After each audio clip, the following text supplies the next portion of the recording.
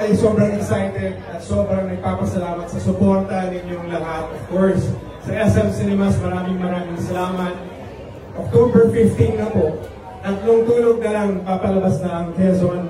Isang pelikula na mahal po namin. So sana po ito ay mapanood ninyong lahat. We love you guys. Thank you so much, mabuhay guys. Thank you very much. Really a proud moment for everybody to be here and to witness history unfold right before our eyes for the premiere night of Quezon. It's been a long time coming, but we are about to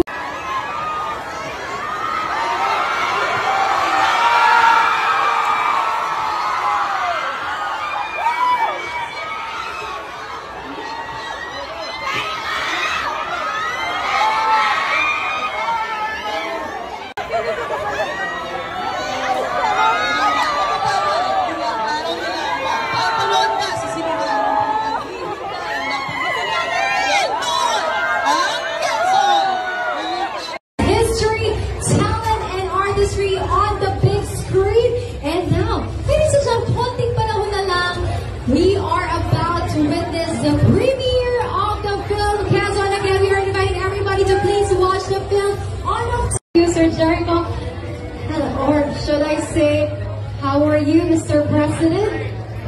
It's a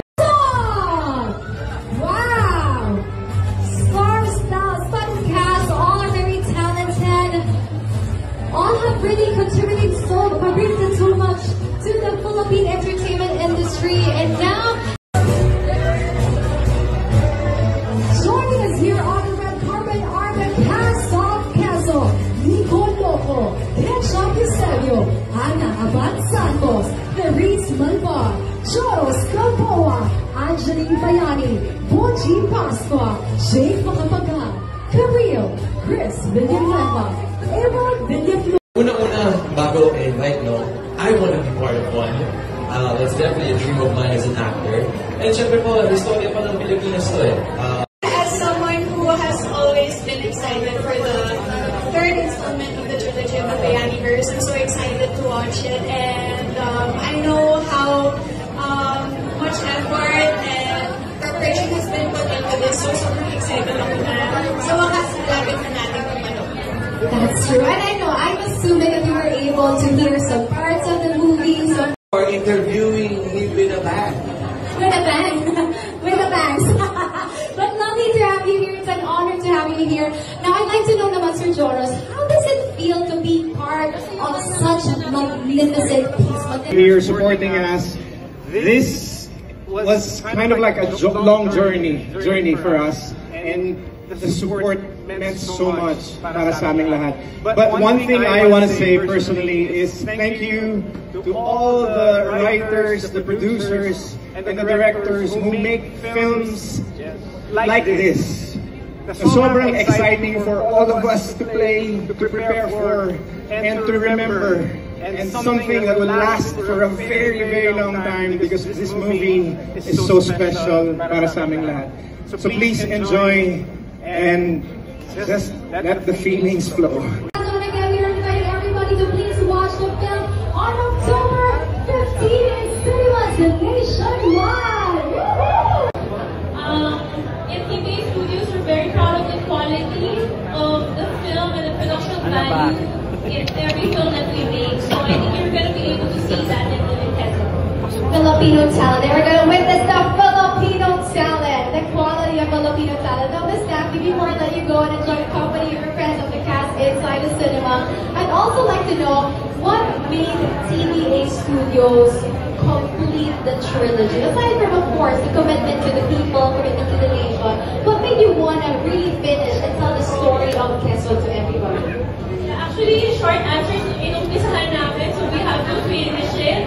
But Quezon is made with movie-going audience in mind, and for the big screen, yung mga malalaking screens talaga natin sa sinehan.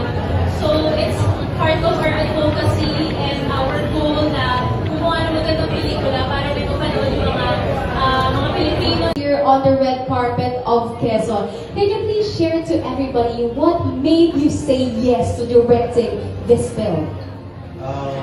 We had to finish the whole trilogy of course. So that's the first thing. And of course, Quezon's story is very interesting to quote on screen, and I think it would impact a lot of Filipino audiences once they see it.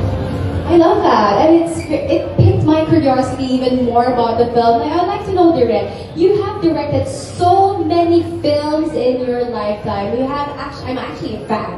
Now I'd like to know, what is your favorite scene of this movie? Do you have something to share to everybody that really ignited the fire in you to make sure that you are producing a very, very great film of Quezon?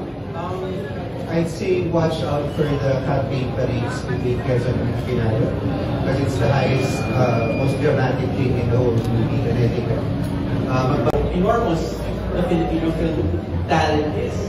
That's true. Tama, pagmalaki natin ang talento ng mga Pilipino, our filmmakers. Kaya patuloy po natin supportahan ng pelikulang Pilipino. Thank you once again, Sir Pong, and congratulations to the team once again.